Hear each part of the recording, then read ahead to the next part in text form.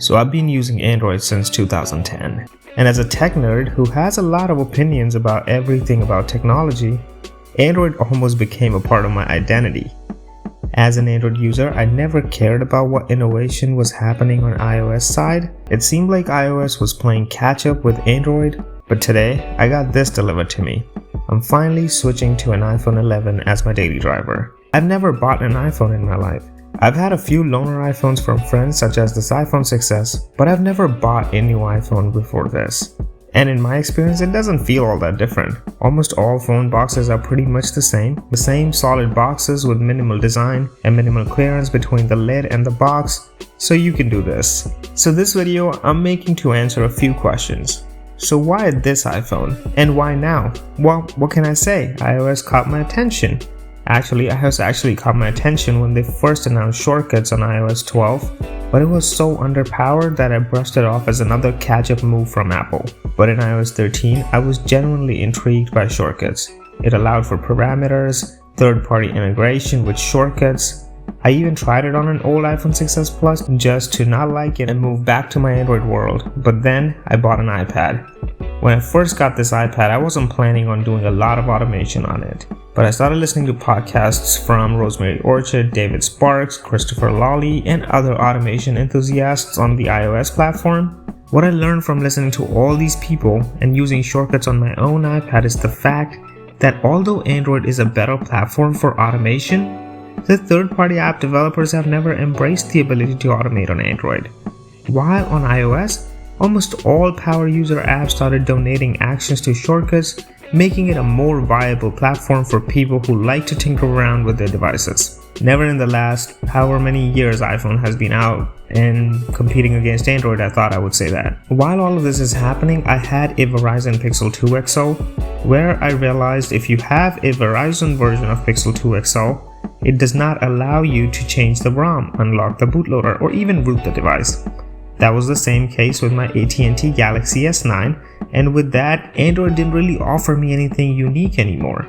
Yeah, I could change launchers, but you cannot even use gesture navigation with third-party launchers on Android 10. Like, what kind of BS is that, Google? To add to that, Google announced Android 11, and it didn't really add anything. It seemed like an iOS release or something. I don't blame them because Android is a very mature platform at this point in time, and all they really need to do is optimize the existing features.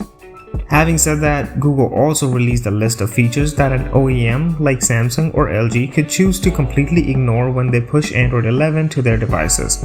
I mean, firstly, these OEMs are not going to support most of their devices, and on top of that, when they support a device, they are not required to provide the complete feature set to their customers. This didn't sit right with me. I was already not happy with not having Android Pie features on my Galaxy S9 until I got Android 10 update.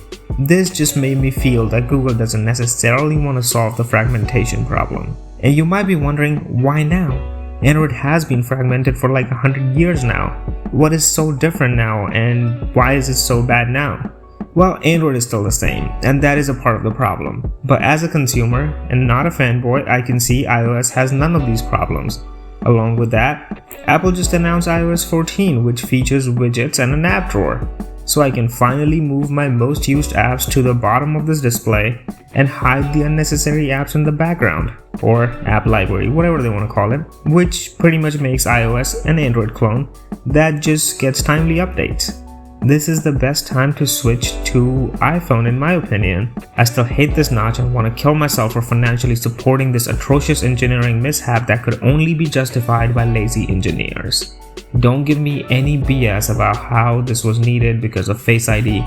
This was needed because their engineers did not want to put the time in and try to figure it out. If I was designing this product, I would not sign on the drawings that were made for this product. If I did, I would be ashamed of myself for the rest of my life. Just saying. Getting back to the topic, iOS 14. Not only that this version of iOS is the closest that iOS has ever been to Android, it has also embraced automation wholeheartedly.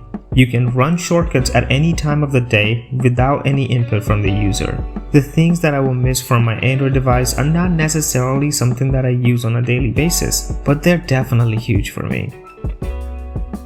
If you are someone who subscribed to this channel for my Android content, stick around. I mean, I'll still be using Galaxy S9 on and off.